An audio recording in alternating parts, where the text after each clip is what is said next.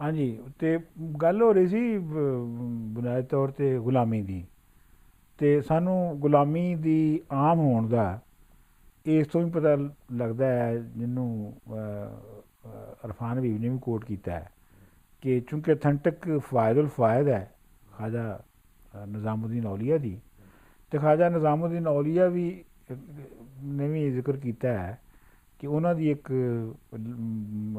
ਲੌਂਡੀ ਸੀ ਜਾਂ ਬਾਂਦੀ ਸੀ ਉਹਨਾਂ ਦੇ ਘਰ 'ਚ। ਹਾਲਾਂਕਿ ਆਪ ਕਹਿੰਦੇ ਨੇ ਕਿ ਅਸੀਂ ਇੰਨੇ ਗਰੀਬ ਸਾਂ ਕਿ ਸਵੇਰੇ ਇਹ ਨਹੀਂ ਸੀ ਪਤਾ ਹੁੰਦਾ ਕਿ ਰਾਤ ਦੀ ਰੋਟੀ ਮਿਲਣੀ ਹੈ ਕਿ ਨਹੀਂ ਮਿਲਣੀ।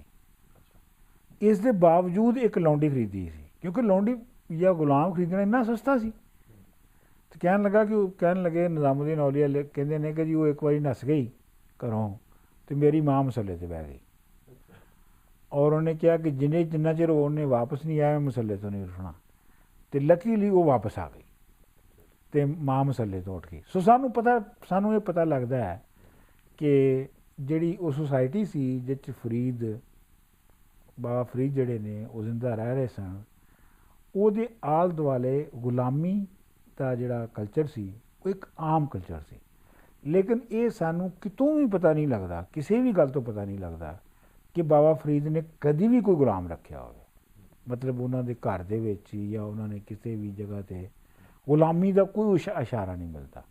ਵਰਨਾ ਇਹ ਖਾਜਾ ਆਪਣਾ ਨਿਜ਼ਾਮੁਦੀਨ ਔਲੀਆ ਨੇ ਜਿੰਨੀਆਂ ਤਫਸੀਲਾਂ ਲਿਖੀਆਂ ਨੇ ਉਹਨਾਂ ਵਿੱਚ ਕਿਤੇ ਨਾ ਕਿਤੇ ਇਹਦਾ ਜ਼ਿਕਰ ਜ਼ਰੂਰ ਆਉਂਦਾ। ਬਲਕਿ ਇਹ ਹੈ ਕਿ ਇੱਕ ਮਰੀਦ ਬਹੁਤ ਹੀ ਅਮੀਰੋ ਕਬੀਰ ਬੰਦਾ ਮਰੀਦ ਹੋਣ ਆਇਆ ਦਿੱਲੀ ਤੋਂ ਪਾਕਪਤਨ ਸ਼ਰੀਫ, ਅਤੇ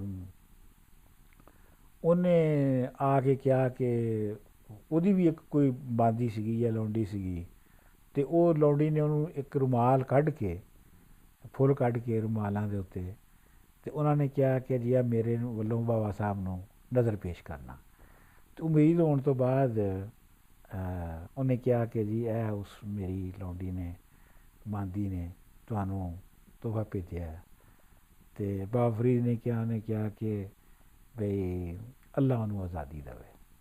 ਅੱਛਾ। ਮਰੀਜ਼ ਨੂੰ ਪਤਾ ਲੱਗ ਗਿਆ ਇਸ ਗੱਲ ਦਾ ਅੱਛਾ, ਕਿ ਬਾਬਾ ਫਰੀਦ ਕੀ ਚਾਹੁੰਦੇ ਨੇ। ਮਤਲਬ ਜਿਹੜਾ ਐਗਜ਼ਿਸਟਿੰਗ ਆਰਡਰ ਸੀ ਉਸ ਦੇ ਖਿਲਾਫ ਸਨ। ਬਿਲਕੁਲ ਬਿਲਕੁਲ। ਉਹਨੂੰ ਮਰੀਜ਼ ਨੂੰ ਪਤਾ ਲੱਗ ਗਿਆ ਕਿ ਬਈ ਬਾਬਾ ਫਰੀਦ ਕੀ ਚਾਹੁੰਦੇ ਨੇ, ਅਤੇ ਉਹਨੇ ਕਿਹਾ ਜੀ ਮੈਂ ਉਹਨੂੰ ਆਜ਼ਾਦ ਕੀਤਾ। ਅੱਛਾ। ਸੋ ਮਤਲਬ ਅਸੀਂ ਇਹ ਨਹੀਂ ਕਹਿ ਸਕਦੇ ਕਿ ਉਹਨਾਂ ਨੇ ਕੋਈ ਗੁਲਾਮੀ ਦੇ ਖਿਲਾਫ ਜਹਾਜ਼ ਕੀਤਾ, ਜਿਵੇਂ ਅਸੀਂ ਅੱਜ ਕੱਲ੍ਹ ਸਮਝਦੇ ਹਾਂ ਕਿ ਜੀ ਪੋਸਟਰ ਲਾਉਣੇ ਅਤੇ ਆਪਣਾ ਨਾਅਰੇ ਮਾਰਨੇ ਅਤੇ ਬਾਕਾਇਦਾ ਪ੍ਰੀਚ ਕਰਨਾ ਗੁਲਾਮੀ ਦੇ ਖਿਲਾਫ, ਇੰਝ ਤਾਂ ਸਾਨੂੰ ਨਹੀਂ ਪਤਾ ਲੱਗਦਾ। ਲੇਕਿਨ ਇਹ ਅਸੀਂ ਜ਼ਰੂਰ ਵੇਖਦੇ ਹਾਂ ਕਿ ਬਾਬਾ ਫਰੀਦ ਨੇ ਜੋ ਉਹਨਾਂ ਦੇ ਸਾਹਮਣੇ ਆਇਆ, ਉਹਨਾਂ ਨੇ ਕੋਸ਼ਿਸ਼ ਕੀਤੀ ਕਿ ਅਗਰ ਕੋਈ ਗੁਲਾਮ ਹੈ ਤਾਂ ਉਹਨੂੰ ਆਜ਼ਾਦੀ ਦਿਵਾ ਸਕਣ। ਔਰ ਇਹ ਹੈ ਕਿ ਆਪ ਕਦੀ ਗੁਲਾਮ ਨਹੀਂ ਰੱਖੇ ਔਰ ਨਾ ਉਸ ਪਿੱਛੇ ਦੇ ਵਿੱਚ ਪਏ। ਬਲਕਿ ਇਹ ਹੈ ਕਿ ਜਿਵੇਂ ਮੈਂ ਤੁਹਾਨੂੰ ਦੱਸ ਰਿਹਾ ਸਾਂ ਕਿ ਉਹ ਹਾਂਸੀ ਚਲੇ ਗਏ, ਅਤੇ ਹਾਂਸੀ ਤੋਂ ਬਾਅਦ ਜਦੋਂ ਮੁਖਤਿਆਰਉਦੀਨ ਕਾਕੀ ਹੋਰੀ ਜਦੋਂ ਗੁਜ਼ਰੇ ਤਾਂ ਉਹਨਾਂ ਨੇ ਬਾਬਾ ਫਰੀਦ ਨੂੰ ਚਿਸ਼ਤੀਆ ਫਿਰਕੇ ਦਾ ਜਿਹੜਾ ਉਹ ਹੈੱਡ ਮੁਕਰਰ ਕੀਤਾ। ਅੱਛਾ, ਚਿਸ਼ਤੀਆ ਫਿਰਕੇ 'ਤੇ ਥੋੜ੍ਹੀ ਜਿਹੀ ਗੱਲ ਮੇਰੇ ਖਿਆਲ ਚਿਸ਼ਤੀਆ ਫਿਰਕੇ ਦੀ ਕਰਨੀ ਚਾਹੀਦੀ ਹੈ। ਚਿਸ਼ਤੀਆ ਫਿਰਕੇ ਦੇ ਵਿੱਚ ਜਿਹੜੀ ਉਸ ਵੇਲੇ ਦੋ ਵੱਡੇ ਫਿਰਕੇ ਸਨ ਹਿੰਦੁਸਤਾਨ ਦੇ ਵਿੱਚ ਸੂਫੀਆਂ ਦੇ, ਇੱਕ ਤਾਂ ਚਿਸ਼ਤੀਆ ਸੀ ਅਤੇ ਦੂਜਾ ਸੁਹਰਵਰਦੀਆ ਸੀ। ਸੁਹਰਵਰਦੀਆ ਜਿਹੜੇ ਸਨ ਉਹਨਾਂ ਦਾ ਸੀ ਬਹਾਉਦੀਨ ਜ਼ਿਕਰੀਆ ਮੁਲਤਾਨੀ, ਇਹ ਹਮ ਅਸਰ ਸਨ ਬਾਬਾ ਫਰੀਦ ਦੇ, ਬਹਾਉਦੀਨ ਜ਼ਿਕਰੀਆ ਮੁਲਤਾਨੀ। ਜਿਹੜੇ ਸੁਹਰਵਰਦੀਆ ਸਨ ਇਹ ਬੜੀ ਸ਼ਾਨੋ ਸ਼ੌਕਤ ਨਾਲ ਰਹਿੰਦੇ ਸਨ, ਬਾਦਸ਼ਾਹਾਂ ਦੀ ਤਰ੍ਹਾਂ ਰਹਿੰਦੇ ਸਨ। ਔਰ ਬਹਾਉਦੀਨ ਜ਼ਿਕਰੀਆ ਜਿਹੜੇ ਨੇ ਉਹ ਯਾਨੀ ਦਿੱਲੀ ਜਿਹੜੀ ਤਖਤ ਸੀਗਾ ਉਹਦੇ ਸ਼ੇਖ ਉਲ ਇਸਲਾਮ ਸਨ। ਸ਼ੇਖ ਉਲ ਇਸਲਾਮ ਦਾ ਮਤਲਬ ਇਹ ਹੈ ਕਿ ਤੁਸੀਂ ਓਫੀਸ਼ੀਅਲੀ ਅਪਾਇੰਟਡ ਹਾਈਐਸਟ ਰਿਲੀਜੀਅਸ ਅਥਾਰਟੀ ਹੋ। ਠੀਕ ਹੈ, ਕੋਰਟ ਦੀ ਤੁਹਾਡੇ ਸਰਪ੍ਰਸਤੀ ਨਹੀਂ ਹੈ, ਬਲਕਿ ਤੁਸੀਂ ਕੋਰਟ ਦੇ ਮੇਨ ਅਥਾਰਟੀ ਹੋ। ਚਿਸ਼ਤੀਆ ਜਿਹੜੇ ਸਨ ਇਹ ਕਿਸੇ ਵੀ ਹਕੂਮਤੀ ਅਹੁਦੇਦਾਰ ਨਾਲ ਜਾਂ ਕਿਸੇ ਵੀ ਹਕੂਮਤੀ ਅਹਿਲਕਾਰ ਨਾਲ ਮਿਲਦੇ ਵੀ ਨਹੀਂ ਸਨ। ਔਰ ਦੂਜੀ ਗੱਲ ਇਹ ਹੈ ਕਿ ਜਿਹੜਾ ਚਿਸ਼ਤੀਆ ਫਿਰਕੇ ਦਾ ਜਿਹੜਾ ਅਕੀਦਾ ਸੀ ਉਹ ਇਹ ਸੀ ਕਿ ਪ੍ਰਾਪਰਟੀ ਰੱਖਣੀ ਨਹੀਂ ਚਾਹੀਦੀ। ਮਤਲਬ ਪ੍ਰਾਪਰਟੀ ਜਿਹੜੀ ਹੈ ਉਹ ਵਾਸ ਪ੍ਰੋਹਿਬਿਟਡ ਐਜ਼ ਫਾਰ ਐਜ਼ ਦੇ ਵਰ ਕੰਸਰਨਡ। ਮਿਸਾਲ ਦੇ ਤੌਰ ਦੇ ਉੱਤੇ ਤੁਸੀਂ ਇਹ ਵੇਖਦੇ ਹੋ ਕਿ ਤੁਹਾਨੂੰ ਇਹਦੀਆਂ ਡਿਟੇਲਸ ਨਹੀਂ ਪਤਾ ਲੱਗਦੀਆਂ ਜ਼ਿਆਦਾ, ਲੇਕਿਨ ਇਹ ਹੈ ਕਿ ਖਾਜਾ ਨਿਜ਼ਾਮੁਦੀਨ ਔਲੀਆ ਜਿਹੜੇ ਕਿ ਬਾਬਾ ਫਰੀਦ ਦੇ ਬਾਅਦ ਆਏ ਚੌਥੇ ਚਿਸ਼ਤੀਆ ਫਿਰਕੇ ਦੇ ਹੈਡ, ਯਾਨੀ ਪਹਿਲੇ ਮੋਇਨੂਦੀਨ ਚਿਸ਼ਤੀ, ਫਿਰ ਮੁਖਤਿਆਰਉਦੀਨ ਕਾਕੀ, ਉਸ ਤੋਂ ਬਾਅਦ ਬਾਬਾ ਫਰੀਦ ਤੋਂ ਬਾਅਦ ਖਾਜਾ ਨਿਜ਼ਾਮੁਦੀਨ ਔਲੀਆ।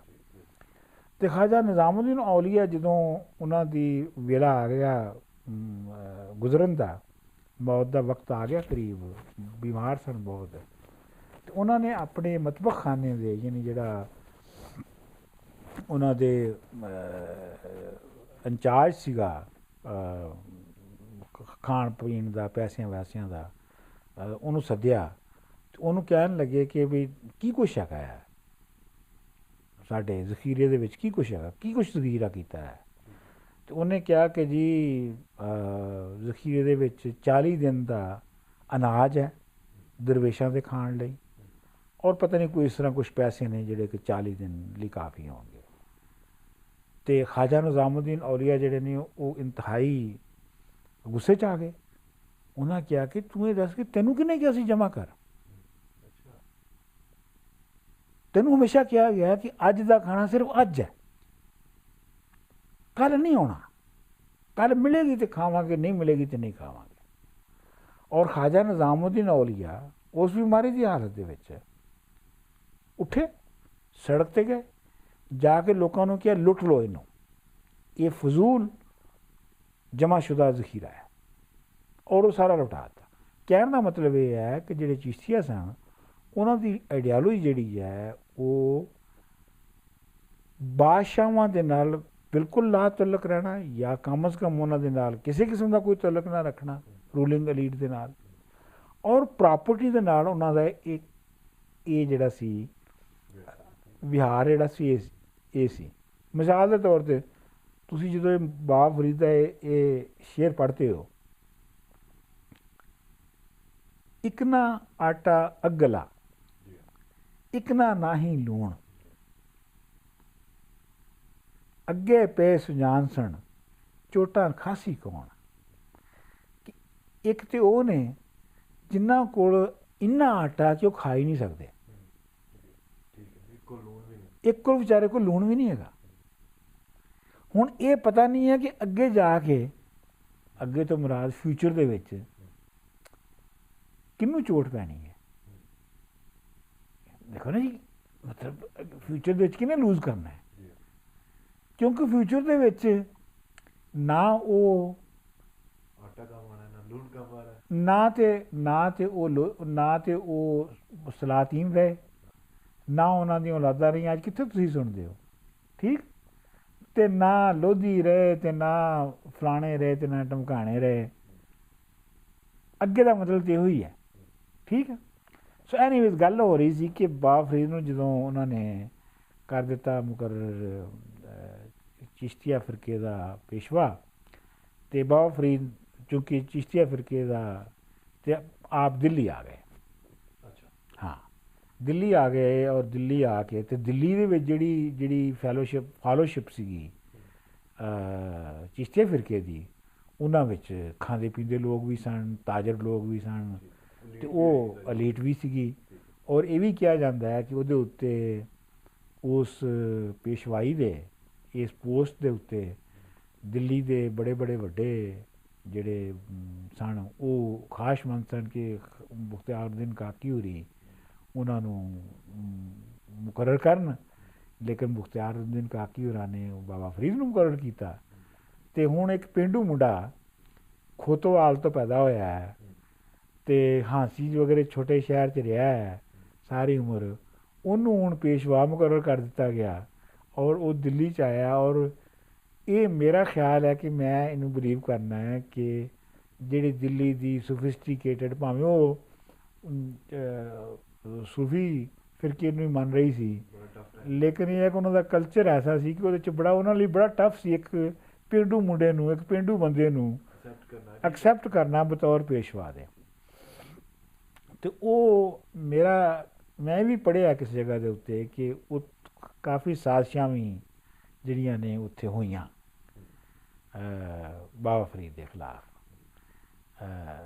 ਤੇ ਲੇਕਿਨ ਇਹ ਹੈ ਕਿ ਬਾਬਾ ਫਰੀਦ ਵੀ ਮੇਰਾ ਆਪਣਾ ਇਹ ਖਿਆਲ ਹੈ ਕਿ ਕੋਈ ਬਹੁਤ ਜ਼ਿਆਦਾ ਕੰਫਰਟੇਬਲ ਨਹੀਂ ਸਨ। ਇਹਦਾ ਮਤਲਬ ਕਿ ਫਿਰ ਦਿੱਲੀ ਉਹਨਾਂ ਨੇ ਫਿਰ ਤੰਗ ਆ ਕੇ ਛੱਡਿਆ ਹੈ। ਮਤਲਬ ਇਹ ਦੇਖੋ ਨਾ ਜੀ, ਉਹਨਾਂ ਦੇ ਜਿਹੜੇ ਸ਼ੇਰ ਨੇ ਬਾਬਾ ਫਰੀਦ ਦੇ, ਕੋਠੇ ਮੰਡਪ ਮਾਰੀਆਂ ਉਸਾਰਦੇ ਵੀ ਗਏ, ਕੂੜਾ ਸੌਦਾ ਕਰ ਗਏ, ਕਬਰੀ ਜਾ ਪਏ। ਸ਼ਾਇਰੀ ਦੇ ਵਿੱਚ, ਬਾਬਾ ਫਰੀਦ ਦੀ ਸ਼ਾਇਰੀ ਦੇ ਵਿੱਚ ਥਾਂ ਥਾਂ ਦੇ ਉੱਤੇ ਕੋਠੇ ਮੰਡਪ ਮਾੜੀਆਂ ਮਹੱਲ ਬਣਾਉਣ ਵਾਲੇ ਦੀ ਜਿਹੜੀ ਫ੍ਰਿਵਲਿਟੀ ਹੈ, ਉਹਨਾਂ ਦੀ ਜਿਹੜੀ ਬਹੁਤ ਹੀ ਕੱਚਾਪਨ ਹੈ, ਉਹ ਥਾਂ ਥਾਂ ਦੇ ਉੱਤੇ ਤੁਹਾਨੂੰ ਮਿਲਦਾ ਹੈ। ਖੈਰ ਐਨੀਵੇਜ਼ ਕਿਹਾ ਜਾਂਦਾ ਹੈ, ਜਿਹੜੀ ਰਵਾਇਤ ਹੈ ਉਹ ਇਹ ਹੈ ਕਿ ਬਾਬਾ ਫਰੀਦ ਇੱਕ ਦਿਨ, ਹੁਣ ਮਤਲਬ ਇਹ ਹੈ ਕਿ ਉਹ ਆਪਣਾ ਪੇਸ਼ਵਾ ਨੇ ਤੇ ਬਾਅਦ ਜਨਾਬ ਆਪਣਾ ਦਰਬਾਨ ਖੜੇ ਨੇ ਤੇ ਉਹ ਸੋਚ ਸਮਝ ਕੇ ਬੰਦੇ ਨੂੰ ਅੰਦਰ ਆਉਣ ਦਿੰਦੇ। ਜਿਹੜੀ ਦਿੱਲੀ ਦੀ ਬਾਦਸ਼ਾਹਾਂ ਦੀ ਜਿਹੜੀ ਜਿਵੇਂ ਹੁੰਦੀ ਹੈ ਇੰਝ ਹੀ ਰਵਾਇਤ ਸੀ, ਉਹਦੇ ਮੁਤਾਬਕ ਹੀ ਉਹ ਉਹਨਾਂ ਨੇ ਉਸ ਆਰਡਰ ਦੇ ਖਿਲਾਫ ਵੀ ਨੇ, ਔਰ ਇਹ ਉਸ ਆਰਡਰ ਦੇ ਖਿਲਾਫ ਨੇ, ਔਰ ਉਹ ਆਰਡਰ ਉੱਥੇ ਉਹ ਇਹਨਾਂ ਦੀ ਦਰਗਾਹ ਦੇ ਉੱਤੇ ਵੀ ਚੱਲ ਰਿਹਾ ਹੈ।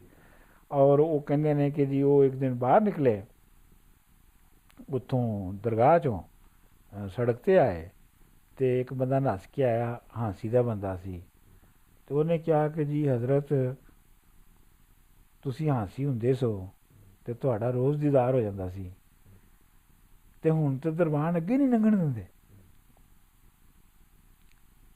ਅਤੇ ਬਾਬਾ ਫਰੀਦ ਨੇ ਕਿਹਾ ਇਹ ਜਾਂਦਾ ਹੈ ਕਿ ਉੱਥੇ ਹੀ ਫੈਸਲਾ ਕਰ ਲਿਆ ਕਿ ਮੈਂ ਇੱਥੇ ਨਹੀਂ ਰਹਿਣਾ।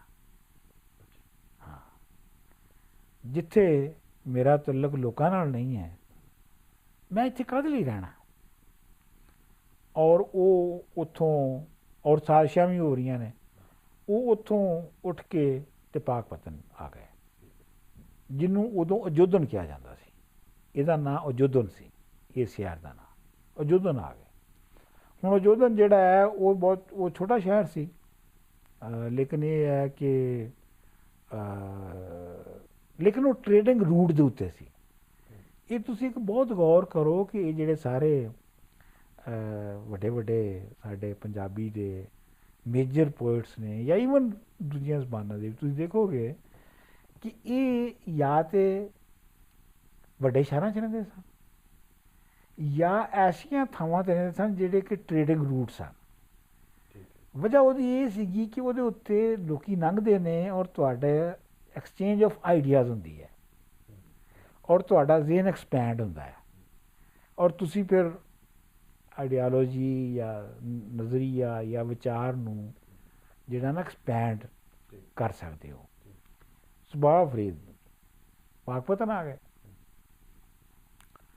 ਹੁਣ ਪਾਕਪਤਨ ਜਦੋਂ ਆਏ ਤੇ ਉਹ ਉੱਥੇ ਜਿਹੜਾ ਹੈਗਾ ਉਹ ਜ਼ਿੰਦਗੀ ਜਿਹੜੀ ਹੈ ਉਹਦਾ ਜਿਹੜਾ ਖਾਕਾ ਸਾਨੂੰ ਮਿਲਦਾ ਹੈ ਮੁਖਤਲਿਫ ਹਵਾਲਿਆਂ ਦੇ ਨਾਲ, ਉਹ ਇੰਝ ਹੈ ਕਿ ਪਹਿਲੀ ਗੱਲ ਤਾਂ ਇਹ ਹੈ ਕਿ ਸ਼ਹਿਰ ਦਾ ਜਿਹੜਾ ਕਾਜ਼ੀ ਸੀ ਔਰ ਜਿਹੜਾ ਸ਼ਹਿਰ ਦਾ ਸੂਬੇਦਾਰ ਸੀ, ਉਹ ਦੋਨੋਂ ਆਪਦੇ ਜਾਨੀ ਦੁਸ਼ਮਣ ਸਨ। ਇਹ ਸ਼ਹਿਰ ਮੁਲਤਾਨ ਹੀ ਬਣੇਗਾ ਦੁਬਾਰਾ? ਨਹੀਂ, ਇਹ ਅਯੋਧਨ ਪਾਕਪਤਨ ਜਿਹੜਾ ਹੋਣਾ ਹੈ ਜਿੱਥੇ ਆਪ ਦਫਨ ਨੇ। ਪਾਕਪਤਨ ਪਹਿਲੇ ਪਾਕਪਤਨ ਨਹੀਂ, ਪਾਕਪਤਨ ਨਹੀਂ ਸੀ, ਇਹਨੂੰ ਅਯੋਧਨ ਕਹਿੰਦੇ ਸਨ ਉਦੋਂ। ਤੇ ਉਹ ਆਪ ਦਾ ਜਾਨੀ ਦੁਸ਼ਮਣ ਸੀ। ਬਲਕਿ ਇਹ ਹੈ ਕਿ ਜਿਹੜਾ ਕਾਜ਼ੀ ਹੈ ਉਹਨੇ ਇੱਕ ਪਟੀਸ਼ਨ ਲਿਖੀ ਬਾਕਾਇਦਾ ਬਾਬਾ ਫਰੀਦ ਦੇ ਖਿਲਾਫ, ਇੱਕ ਪਟੀਸ਼ਨ ਲਿਖੀ, ਔਰ ਉਹਨੇ ਮੁਲਤਾਨ ਦੇ ਤਮਾਮ, ਜਿਹੜਾ ਮੁਲਤਾਨ ਸੈਂਟਰ ਸੀ ਸਕਾਲਰਸ ਦਾ, ਉਹਨੇ ਮੁਲਤਾਨ ਉਹ ਸਾਰੇ ਆਲਮਾਂ ਨੂੰ ਪਟੀਸ਼ਨ ਭੇਜੀ ਕਿ ਦੇਖੋ ਜੀ ਇਹ ਐਡਾ ਬਜ਼ੁਰਗ ਔਰ ਪੜ੍ਹਿਆ ਲਿਖਿਆ ਔਰ ਫਾਜ਼ਲ ਆਲਮ ਫਾਜ਼ਲ ਆਦਮੀ ਹੈ, ਇਹ ਮਸੀਤ ਦੇ ਵਿੱਚ ਜਿਹੜਾ ਹੈ ਉਹ ਗਾਣਾ ਸੁਣਦਾ ਔਰ ਨੱਚਦਾ।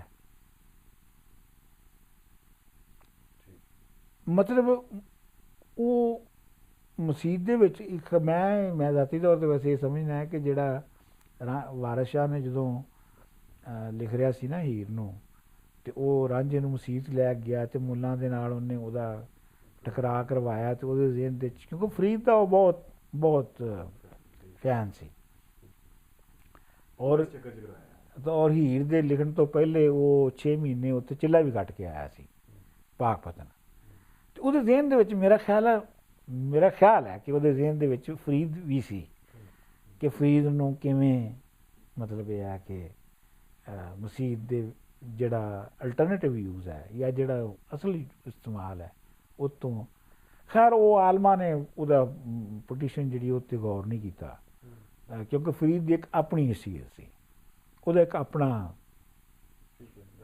ਰੰਗ ਸੀ, ਔਰ ਉਹ ਆਲਮ ਜਾਣਦੇ ਸਨ ਕਿ ਇਹ ਆਪਣੀ ਹਸੀਅਤ ਦੇ ਵਿੱਚ ਬਹੁਤ ਵੱਡਾ ਆਲਮ ਹੈ, ਇਹਨੂੰ ਚੈਲੰਜ ਕਰਨਾ ਕੋਈ ਸੌਖੀ ਗੱਲ ਨਹੀਂ ਹੈਗੀ।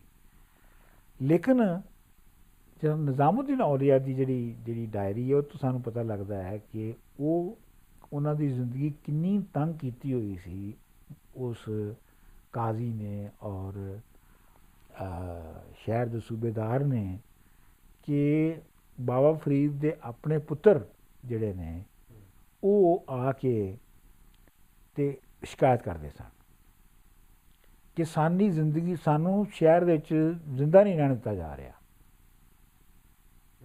ਮਤਲਬ ਜਿਵੇਂ ਪੁੱਤਰ ਨਹੀਂ ਪਿਓ ਨੂੰ ਆ ਕਹਿੰਦੇ ਕਿ ਵੀ ਤੂੰ ਬਜਾਏ ਇਸ ਦੇ ਕਿ ਤੇਰਾ ਕੋਈ ਸਾਨੂੰ ਫਾਇਦਾ ਹੋਵੇ, ਤੇਰੇ ਇਲਮੋ ਫਜ਼ਲ ਦਾ ਕੋਈ ਸਾਨੂੰ ਫਾਇਦਾ ਹੋਵੇ, ਕੋਈ ਸਾਨੂੰ ਰੋਟੀ ਲੱਭੇ, ਉਸ ਦੀ ਬਜਾਏ ਸਾਨੂੰ ਇਹ ਹੈ ਕਿ ਸਾਨੂੰ ਰੋਜ਼ ਸਾਡੀ ਜ਼ਿੰਦਗੀ ਜਿਹੜੀ ਹਰਾਮ ਹੋ ਰਹੀ ਹੈ। ਬਲਕਿ ਇਹ ਵੀ ਰਿਵਾਇਤ ਹੈ ਕਿ ਬਾਬਾ ਫਰੀਦ ਦਾ ਜਿਹੜਾ ਸਭ ਤੋਂ ਛੋਟਾ ਪੁੱਤਰ ਸੀ, ਉਹਨੂੰ 8-10 ਸਾਲ ਦਾ ਮੁੰਡਾ, ਉਹਨੂੰ ਮੌਲਵੀ ਔਰ ਉਹਨੇ ਕਿਸੇ ਚੱਕਰ ਦੇ ਵਿੱਚ ਉਹਨੂੰ ਕਤਲ ਵੀ ਕਰਵਾਇਆ। ਇਹ ਵੀ ਰਿਵਾਇਤ ਦੇ ਵਿੱਚ ਹੈ ਵਾ। ਖੈਰ ਬਾਬਾ ਫਰੀਦ ਦੇ ਜਿਹੜੇ ਘਰ ਦੇ ਵਿੱਚ ਜਿਹੜਾ ਮਾਹੌਲ ਸੀ, ਉਹਦੀ ਜੋ ਖਾਂਦੇ ਸਨ, ਜੋ ਪੀਂਦੇ ਸਨ, ਉਹਦੇ ਬਾਰੇ 'ਚ ਮਿਸਾਲ ਦੇ ਤੌਰ ਦੇ ਉੱਤੇ ਅਗੇਨ ਖਾਜਾ ਨਿਜ਼ਾਮੁਦੀਨ ਔਲੀਆ ਕਹਿੰਦੇ ਨੇ ਕਿ ਬਾਬਾ ਫਰੀਦ ਦੀ ਦਰਗਾਹ ਦੇ ਉੱਤੇ, ਜਿਹੜੀ ਵੀ ਉਹਨਾਂ ਦੀ ਦਰਗਾਹ ਸੀਗੀ, ਉਹਦੇ ਉੱਤੇ ਕਹਿੰਦੇ ਨੇ ਜਿੱਦਣ ਆਪਣਾ ਡੇਲਿਆਂ ਵਿੱਚ ਲੂਣ ਹੁੰਦਾ ਸੀ ਨਾ, ਉਦਣ ਅਸੀਂ ਸਮਝਦੇ ਸਾਂ ਅੱਜ ਈਦ ਹੋ ਗਈ। ਤੁਹਾਨੂੰ ਪਤਾ ਨਾ ਡੇਲੇ ਕੀ ਹੁੰਦੇ ਨੇ? ਡੇਲੇ ਜਿਹੜੇ ਨੇ ਉਹ ਇੱਕ ਜੰਗਲੀ ਫਰੂਟ ਹੈ। ਫਰੂਟ ਵੀ ਕੀ ਹੈਗਾ, ਮਤਲਬ ਕਾਇੰਡ ਆਫ ਫਰੂਟ ਹੈ। ਇਹ ਕਰੀ ਹੁੰਦੀ ਹੈ ਇੱਕ ਇਸ ਇਲਾਕੇ 'ਚ ਬਹੁਤ ਪਾਈ ਜਾਂਦੀ ਸੀ। ਉਹਦੇ ਉੱਤੇ ਇੱਕ ਜਦੋਂ ਉਹਦਾ ਫਲ ਹੈ ਉਹ ਡੇਲਾ ਹੁੰਦਾ ਹੈ। ਅੱਜ ਕੱਲ੍ਹ ਹਿੰਦੁਸਤਾਨ ਤੋਂ ਡੇਲਿਆਂ ਦਾ ਅਚਾਰ ਆਉਂਦਾ ਹੈ, ਵੈਸੇ ਪਾਕਿਸਤਾਨ 'ਚ ਹੁਣ ਡੇਲੇ ਘੱਟ ਹੀ ਰਹਿ ਗਏ ਨੇ। ਅਤੇ ਉਹ ਡੇਲੇ ਉਬਾਲ ਕੇ ਖਾਂਦੇ ਸਨ, ਔਰ ਘਰ ਵਾਲਿਆਂ ਨੂੰ ਵੀ ਉਹ ਕੁਛ ਮਿਲਦਾ ਸੀ ਜੋ ਦਰਗਾਹ 'ਚ ਮਿਲਦਾ ਸੀ, ਜੋ ਦਰਵੇਸ਼ਾਂ ਨੂੰ ਮਿਲਦਾ ਸੀ, ਉਹ ਹੀ ਉਹਨਾਂ ਦੇ ਘਰ ਵਾਲੇ ਵੀ ਖਾਂਦੇ ਸਨ। ਇਹੋ ਹੀ ਵਜ੍ਹਾ ਸੀ ਨਾ, ਜਿਹੜੀ ਪਹਿਲੇ ਅਸੀਂ ਗੱਲ ਕੀਤੀ ਨਾ, ਇਹੋ ਵਜ੍ਹਾ ਸੀ ਨਾ ਕਿ ਵੀ ਕੋਈ ਚੰਗੀ ਰੋਟੀ ਖਾਣ ਲਈ ਕੋਈ ਮੁੰਡਾ ਫੌਜ 'ਚ ਭਰਤੀ ਹੋ ਗਿਆ, ਜੇ ਘਰ ਚੰਗੀ ਖਾਣ ਨੂੰ ਮਿਲਦੀ ਹੋਵੇ, ਜਿਵੇਂ ਅੱਜ ਕੱਲ੍ਹ ਪੀਰਾਂ ਦੇ ਘਰਾਂ ਦੇ ਵਿੱਚ ਹੈਗੀ ਹੈ, ਜੇ ਇੰਝ ਦੀ ਰੋਟੀ ਹੁੰਦੀ ਤਾਂ ਕਿਹੜਾ ਬੰਦਾ ਫੌਜ 'ਚ ਜਾਂਦਾ ਹੈ?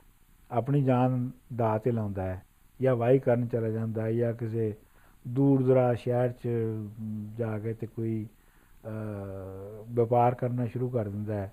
ਜ਼ਾਹਰ ਗੱਲ ਹੈ ਕਿ ਫਰੀਦ ਜਿਹੜੇ ਨੇ ਉਹਨਾਂ ਦੀ ਜ਼ਿੰਦਗੀ ਜਿਹੜੀ ਹੈ ਉਹ ਡੇਲਿਆਂ 'ਤੇ ਲੰਘ ਰਹੀ ਹੈ।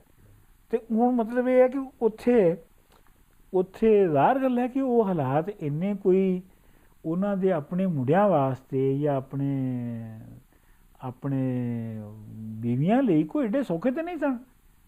ਹਾਲਾਤ ਉਹਨਾਂ ਦੇ ਉੱਤੇ ਬੜੇ ਔਖੇ ਸਨ, ਔਰ ਚੂੰਕਿ ਉਹ ਕੰਪਰੋਮਾਈਜ਼ ਨਹੀਂ ਸੀ ਕਰਦੇ, ਇਸ ਵਾਸਤੇ ਹੋਰ ਵੀ ਔਖੇ ਸਨ। ਮਿਸਾਲ ਦੇ ਤੌਰ 'ਤੇ ਜਿਹੜਾ ਬਾਅਦ ਵਿੱਚ ਤੁਗਲਕ ਬਾਦਸ਼ਾਹ ਬਣਿਆ, ਠੀਕ ਹੈ, ਇਹ ਉਦੋਂ ਉਹਦਾ ਨਾਂ ਕੋਈ ਹੋਰ ਸੀਗਾ, ਤੁਗਰਲ ਖਾਨ ਜਾਂ ਕੁਛ ਇਹ ਸੀਗਾ। ਬਾਅਦ ਵਿੱਚ ਜਦੋਂ ਬਾਦਸ਼ਾਹ ਬਣਦੇ ਸਨ ਤੇ ਨਾਮ ਵੀ ਤਬਦੀਲਾ ਹੁੰਦਾ ਸੀ ਨਾਲ, ਇਹ ਜਿਹੜਾ ਦਿੱਲੀ ਦਾ ਬਾਦਸ਼ਾਹ ਬਣਦਾ ਸੀ। ਤੇ ਇਹਦੀ ਫੌਜ ਉੱਥੋਂ ਲੰਘ ਰਹੀ ਸੀ ਤੇ ਉਹ ਫੌਜ ਜਦੋਂ ਉੱਥੋਂ ਲੰਘੀ ਤੇ ਉਹਨਾਂ ਨੇ ਕਿਹਾ ਕਿ ਜੀ, ਫੌਜੀਆਂ ਨੇ ਕਿਹਾ ਕਿ ਜੀ, ਉਹਨਾਂ ਨੇ ਖੈਰ ਉਹਨੇ ਤੁਗਰਲ ਨੇ ਨਿਆਜ਼ ਭੇਜੀ। ਅੱਛਾ, ਇਹ ਉਹ ਵਾਕਿਆ ਜੀ। ਹਾਂਜੀ ਹਾਂਜੀ, ਉਹਨੇ ਨਿਆਜ਼ ਭੇਜੀ, ਉਹਨੇ ਕਿਹਾ ਜੀ ਪਤਾ ਨਹੀਂ ਕਿੰਨੇ ਪਿੰਡਾਂ ਦੀ ਜਾਗੀਰ ਤੁਹਾਨੂੰ ਦੇ ਰਹੇ ਹੈ ਇੱਥੇ, ਤੇ ਇਹ ਕੁਛ ਨਕਦੀ ਹੈ, ਬਾਬੇ ਹੋਰਾਂ ਨੂੰ ਕਿਹਾ ਕੁਛ ਨਕਦੀ ਹੈ, ਤੇ ਬਾਕੀ 8 ਜਾਂ 10 ਪਿੰਡਾਂ ਦੀ ਜਾਗੀਰ ਜਿਹੜੀ ਹੈ ਤੁਹਾਨੂੰ ਦੇ ਰਹੇ ਆ। ਉਹਦਾ ਮਤਲਬ ਸੀ ਕਿ ਹੁਣ ਤੋਂ ਤੁਹਾਨੂੰ ਰੋਟੀ ਦੀ ਕੋਈ ਲੋੜ ਨਹੀਂ, ਕਿ 8-10 ਪਿੰਡਾਂ ਦੀ ਜਿਹੜੀ ਰੈਵਨਿਊ ਹੈ ਉਹ ਹੁਣ ਤੁਹਾਨੂੰ ਮਿਲੇਗੀ।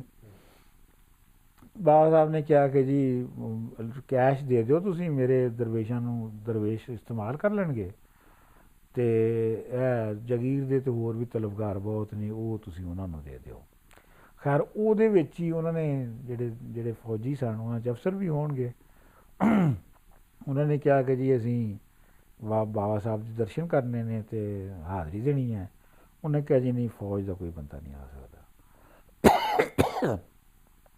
ਮਤਲਬ ਉਹ ਜਿਹੜੀ ਪਾਰਟੀਸ਼ਨ ਸੀਗੀ ਇਹਨੀ ਹੁਕਮਰਾਨਾਂ ਤੋਂ, ਉਹਨੂੰ ਕਾਇਮ ਰੱਖਣਾ ਚਾਹੁੰਦੇ ਸਨ। ਚੁਨਾਂਚੇ ਜਦੋਂ ਬਹੁਤਾ ਹੀ ਉਹਨਾਂ ਨੇ ਕਿਹਾ ਤੇ ਉਹਨਾਂ ਨੇ ਕਿਹਾ ਜੀ ਬਾਬਾ ਫਰੀਦ ਦਾ ਆਪਣਾ ਕੁਰਤੇ ਦਾ ਇੱਕ ਬਾਜ਼ੂ ਜਿਹੜਾ ਸੀ ਨਾ, ਉਹ ਲਟਕਾ ਦਿੱਤਾ ਬਾਹਰ ਕੰਨ ਤੋਂ, ਦਰਗਾਹ ਤੋਂ ਬਾਹਰ, ਕਿ ਇਹਨੂੰ ਤੁਸੀਂ ਆ ਕੇ ਤੇ ਹੱਥ ਲਾ ਲਓ ਤੇ ਬਸ ਸਮਝੋ ਉਹੀ ਬਾਬਾ ਫਰੀਦ ਹੈ।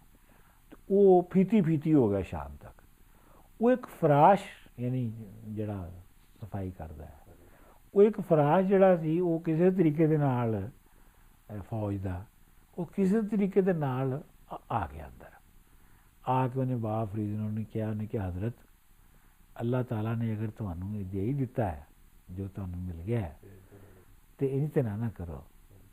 ਤੇ ਬਾਬਾ ਸਾਹਿਬ ਨੇ ਉੱਠ ਕੇ ਉਹਨੂੰ ਜੱਫੀ ਪਾਈ, ਉਹਨੂੰ ਗਲੇ ਲਾਇਆ, ਉਹਨੂੰ ਕਿਹਾ ਕਿ ਤੇਰੇ ਲਈ ਨਹੀਂ ਹੈਗਾ, ਇਹ ਰੋਗ ਜਿਹੜੀ ਹੈ ਇਹ ਖਾਸ ਵਜ੍ਹਾ ਤੋਂ ਲਾਈ ਗਈ ਹੈ, ਇਹ ਤੇਰੇ ਘਰੇ ਬੰਦਿਆਂ ਦੀ ਨਹੀਂ ਲੱਗੀ ਰੋਗ। ਤੇ ਮਤਲਬ ਕਹਿਣ ਦਾ ਇਹ ਹੈ ਕਿ ਉਹ ਬਹੁਤ ਸਖਤੀ ਦੇ ਨਾਲ, ਇਹ ਗੱਲ ਵੀ ਠੀਕ ਹੈ, ਕਿਉਂਕਿ ਅਗਰ ਕੋਈ ਜਰਨੈਲ ਆਏਗਾ ਜਾਂ ਕੋਈ ਹੋਰ ਵੱਡਾ ਆਏਗਾ ਤੇ ਨਾਲ ਉਹਦੇ ਨਾਲ 20 ਬੰਦੇ ਹੋਰ ਆਣਗੇ, ਨਾਲ ਮੁਹਾਫਿਜ਼ ਵੀ ਆਣਗੇ, ਨਾਲ ਫਿਰ ਲੋਕਾਂ ਨੂੰ ਰੋਕਿਆ ਵੀ ਜਾਏਗਾ ਕਿ ਉਹ ਆ ਰਿਹਾ, ਹਾਜ਼ਰੀ ਦੇ ਰਿਹਾ, ਤੇ ਮਤਲਬ ਉਹ ਪੂਰਾ ਜਿਹੜਾ ਨਾ ਸਾਰਾ ਚੇਂਜ ਕਰ ਦਿੰਦਾ ਨਾ ਪੂਰਾ ਸਟੇਟਸ।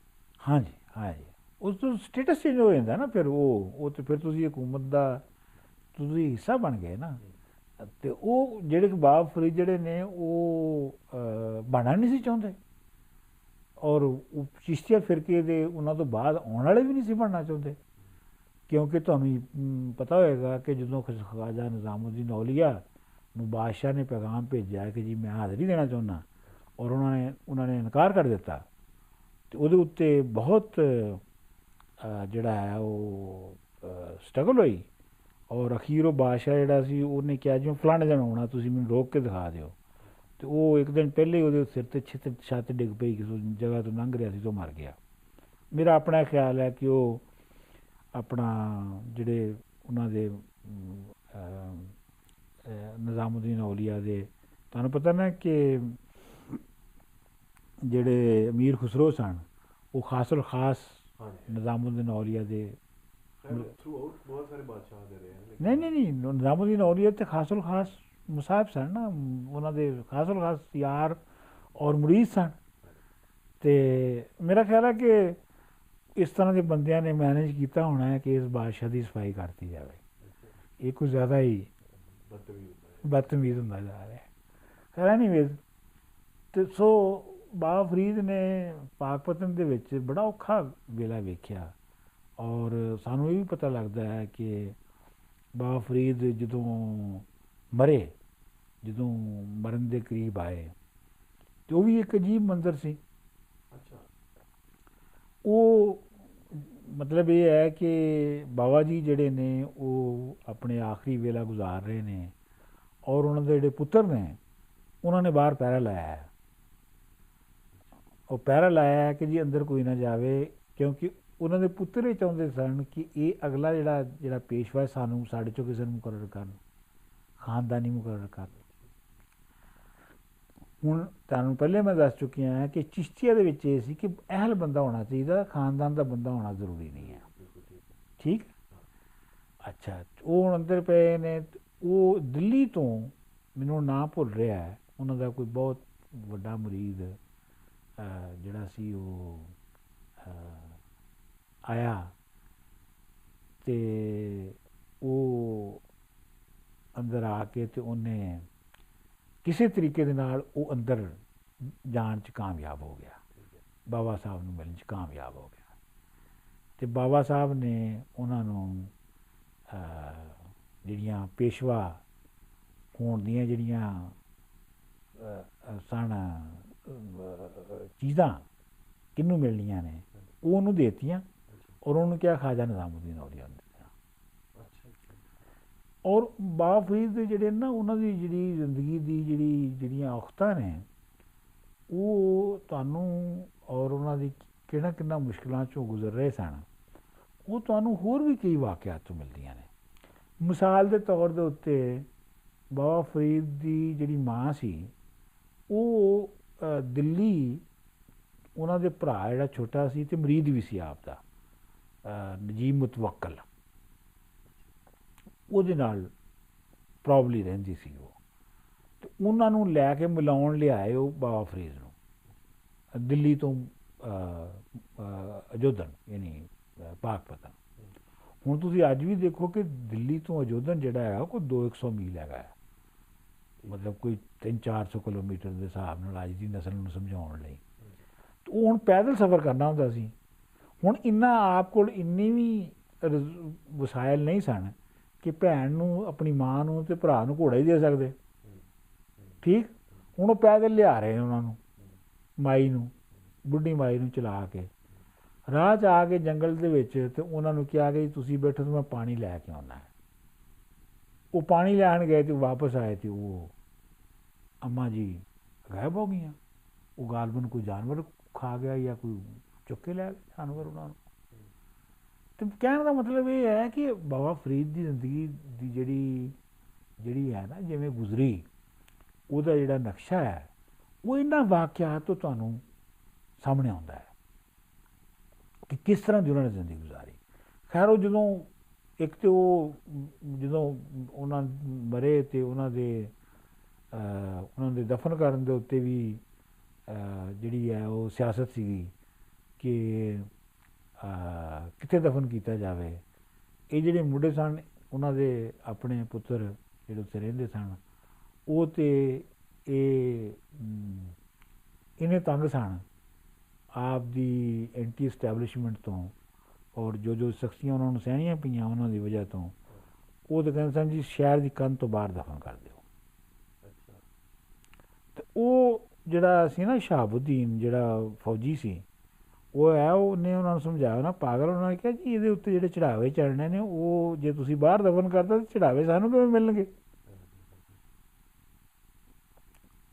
ਲੇਕਿਨ ਉਸ ਵੇਲੇ ਹਾਲਾਤ ਇਹ ਸਨ ਘਰ ਦੇ ਕਿ ਬਾਬਾ ਫਰੀਦ ਦੀ ਕਬਰ ਦੇ ਉੱਤੇ ਇੱਟਾਂ ਲਾਉਣ ਲਈ ਨਹੀਂ ਸਨ ਹੈਗਾ। ਚੁਨਾਚੇ ਬਾਬਾ ਫਰੀਦ ਦੀ ਜਿਹੜੀ ਦਰਗਾਹ ਦੀ ਡਿਓੜੀ, ਜਿਹੜਾ ਦਰਵਾਜ਼ਾ ਸੀ, ਉਹਦੀਆਂ ਇੱਟਾਂ ਪੁੱਟੀਆਂ ਗਈਆਂ, ਔਰ ਉਹਨਾਂ ਇੱਟਾਂ ਦੇ ਨਾਲ ਉਹ ਕਬਰ ਬਣੀ। ਹਾਂ, ਔਰ ਇਹ ਜਿਹੜਾ ਸਾਰਾ ਕੁਛ ਹੈ ਨਾ, ਬਾਕੀ ਸਾਰਾ ਕੁਝ ਜਿਹੜਾ ਤੁਹਾਨੂੰ ਹੁਣ ਨਜ਼ਰ ਆਉਂਦਾ ਹੈ, ਇਹ ਬੇਸ਼ਤੀ ਦਰਵਾਜ਼ਾ ਅਤੇ ਬਾਕੀ ਇਹ ਤਾਂ ਖੈਰ ਖਾਜਾ ਨਿਜ਼ਾਮੁਦੀਨ ਔਲੀਆ ਨੇ ਆ ਕੇ ਦੁਬਾਰਾ ਤੋਂ ਤਮੀਰ ਕਰਵਾਇਆ। ਮਤਲਬ ਇਹ ਹੈ ਕਿ ਬਾਬਾ ਫਰੀਦ ਦਾ ਉਹ ਜਿਹੜੀ ਪੇਸ਼ਵਾਈ ਦੀ ਜਿਹੜੀ ਸਟਰਗਲ ਸੀਗੀ ਉਹ ਬੜੀ ਮਤਲਬ ਬੜੀ ਜ਼ਾਲਮ ਸੀ। ਉਹ ਜਿਹੜਾ ਬਾਬਾ ਫਰੀਦ ਦਾ ਜਿਹੜਾ ਸੈਕਟਰੀ ਸੀ, ਖਾਸ ਔਰ ਖਾਸ ਜਿਹੜਾ ਆਪ ਦਾ ਸਾਰੇ ਮਾਮਲਾਤ ਨੂੰ ਦੇਖਦਾ ਸੀ, ਉਹ ਆਪ ਦਾ ਜਵਾਈ ਵੀ ਸੀ। ਲੇਕਿਨ ਉਹ ਬਹੁਤ ਮਤਲਬ ਆਪ ਨੂੰ ਸਮਝਦਾ ਸੀ, ਆਪ ਦੀ ਆਈਡੀਆਲੋਜੀ ਨੂੰ ਸਮਝਦਾ ਸੀ ਉਹ। ਅਤੇ ਉਹ ਇਹਨਾਂ ਨੇ, ਉਹਨਾਂ ਦੇ ਪੁੱਤਰਾਂ ਨੇ ਇਹ ਸਮਝਿਆ ਕਿ ਇਹ ਜਿਹੜਾ ਸਾਡਾ ਭਣਵਈਆ ਹੈ ਨਾ, ਇਹਨੇ ਸਾਜ਼ਿਸ਼ ਕਰਕੇ ਅਤੇ ਖਾਜਾ ਨਿਜ਼ਾਮੁਦੀਨ ਔਲੀਆ ਨੂੰ ਦਵਾਈ ਹੈ। ਇਹ ਜਿਹੜੀ ਪੇਸ਼ਵਾਈ ਹੈ, ਗੱਦੀ ਜਿਹੜੀ ਹੈ ਨਾ, ਇਹ ਦਵਾਈ ਹੈ ਇਹਨੇ ਸਾਜ਼ਿਸ਼ ਕਰਕੇ। ਚੁਨਾਚੇ ਬਾਬਾ ਫਰੀਦ ਦੇ ਮਰਨ ਦੇ ਨਾਲ ਹੀ ਉਹਨੂੰ ਘਰੋਂ ਕੱਢ ਦਿੱਤਾ, ਭੈਣ ਨੂੰ ਵੀ ਤੇ ਉਹਨੂੰ ਵੀ, ਜਵਾਈ ਨੂੰ ਵੀ। ਉਹ ਵਿਚਾਰਾ ਫਿਰ ਕਿਸੇ ਮਸਜਿਦ ਜਾ ਕੇ ਤੇ ਇਮਾਮ ਮਸਜਿਦ ਬਣ ਗਿਆ, ਔਰ ਕੁਛ ਹੀ ਚਿਰ ਬਾਅਦ ਮਰ ਗਿਆ। ਤੇ ਬਾਬਾ ਫਰੀਦ ਦੀ ਉਸ ਧੀ ਦਾ ਨਾਂ ਸੀ ਫਾਤਮਾ। ਤੇ ਖਾਜਾ ਨਿਜ਼ਾਮੁਦੀਨ ਔਲੀਆ ਨੂੰ ਪਤਾ ਲੱਗਾ, ਤੇ ਇਹਨੇ ਫਿਰ ਜਾ ਕੇ ਤੇ ਫਾਤਮਾ ਨੂੰ, ਬਾਬਾ ਫਰੀਦ ਦੀ ਬੇਟੀ, ਔਰ ਉਹਦੇ 2 ਪੁੱਤਰ ਸਨ, ਇੱਕ ਦਾ ਨਾਮ ਮੁਹੰਮਦ ਸੀ, ਇੱਕ ਦਾ ਨਾਮ ਮੈਨੂੰ ਨਹੀਂ ਆਉਂਦਾ, ਉਹਨਾਂ ਦੋਵਾਂ ਨੂੰ ਦਿੱਲੀ ਲੈ ਆਏ। ਅੱਛਾ, ਹੁਣ ਜੋ ਦਿੱਲੀ ਲੈ ਆਏ, ਹੁਣ ਅਸੀਂ ਸਮਝਦੇ ਹਾਂ ਕਿ ਇਹ ਜਿਹੜੀਆਂ ਸਾਰੀਆਂ ਅਫਵਾਹਾਂ ਤੇ ਸਕੈਂਡਲ ਨੇ ਸਾਡੇ ਜ਼ਮਾਨੇ 'ਚ ਹੁੰਦੇ ਨੇ, ਇਹ ਭਾਈ ਜਦੋਂ ਦੇ ਇਨਸਾਨ ਬਣਿਆ ਉਦੋਂ ਦੇ ਹੀ ਸਕੈਂਡਲ ਬਣੇ ਨੇ। ਉਹ ਜਨਾਬ ਦੂਜਿਆਂ ਨੇ ਉਹ ਸਕੈਂਡਲ ਬਣਾਉਣਾ ਸ਼ੁਰੂ ਕਰਤਾ ਕਿ ਖਾਜਾ ਨਿਜ਼ਾਮੁਦੀਨ ਔਲੀਆ ਜਿਹੜਾ ਇਹ ਲੈ ਕੇ ਆਇਆ, ਇਹ ਤੇ ਮਕਾਸਦ ਹੋਰ ਨੇ, ਤੇ ਉਹਨਾਂ ਦੇ ਤਾਂ ਮਕਾਸਦ ਨਹੀਂ ਸਨ ਹੈਗੇ। ਉਹ ਫਿਰ ਆਪਣੀ ਜਿਹੜੀ ਹੈ ਨਾ, ਇੰਨੇ ਤੰਗ ਪਏ ਨਿਜ਼ਾਮੁਦੀਨ ਔਲੀਆ ਕਿ ਉਹ ਵਾਪਸ, ਯਾਨੀ ਉੱਥੋਂ ਸਫ਼ਰ ਕਰਕੇ ਤੇ ਆਪਣੇ ਗੁਰੂ ਦੇ ਮਜ਼ਾਰ 'ਤੇ ਹਾਜ਼ਰੀ ਦੇਣ ਆਏ। ਉਹ ਸਫ਼ਰ ਵੀ ਕੋਈ ਹੋਏ, ਦੇਖੋ ਨਾ, ਪੈਦਲ ਆਉਣਾ ਤੁਸੀਂ ਜਾਂ ਘੋੜੇ 'ਤੇ ਵੀ ਆਉਣਾ, ਤੇ ਹਫ਼ਤੇ ਤੇ ਮਹੀਨੇ ਲੱਗ ਜਾਂਦੇ ਹੋਣਗੇ। ਤੇ ਉਹ ਆਏ ਤੇ ਉਹ ਖੈਰ ਮਤਲਬ ਜਦੋਂ ਤੱਕ ਵਾਪਸ ਪਹੁੰਚੇ ਤੇ ਬੀਬੀ ਦੀ ਜਿਹੜੀ ਫਾਤਮਾ ਸੀ ਉਹਦੀ ਡੈਥ ਹੋ ਚੁੱਕੀ ਸੀ। ਸੋ ਜਿਹੜੇ ਬਾਬਾ ਫਰੀਦ ਦੇ ਜੋ 2 ਦੋਤਰੇ ਸਨ, ਉਹਨਾਂ ਨੂੰ ਖਾਜਾ ਨਿਜ਼ਾਮੁਦੀਨ ਔਲੀਆ ਨੇ ਪਾਲਿਆ। ਖਾਜਾ ਨਿਜ਼ਾਮੁਦੀਨ ਔਲੀਆ ਨੇ ਸ਼ਾਦੀ ਨਹੀਂ ਕੀਤੀ, ਔਰ ਉਹਨਾਂ ਦੀ ਆਪਣੀ ਔਲਾਦ ਵੀ ਕੋਈ ਨਹੀਂ ਸੀ ਹੈਗੀ। ਸੋ ਉਹੀ 2 ਮੁੰਡੇ ਜਿਹੜੇ ਸਨ ਆਪ ਦੇ ਦੋਤਰੇ, ਉਹੀ ਜਿਹੜੇ ਸਨ ਉਹ ਸਮਝ ਲਓ ਔਲਾਦ ਵੀ ਉਹੀ ਬਾਅਦ 'ਚ ਬਣੀ। ਤੇ ਇਸ ਤਰ੍ਹਾਂ ਤੇ ਉਹਨਾਂ ਨੇ ਜ਼ਿੰਦਗੀ ਗੁਜ਼ਾਰੀ।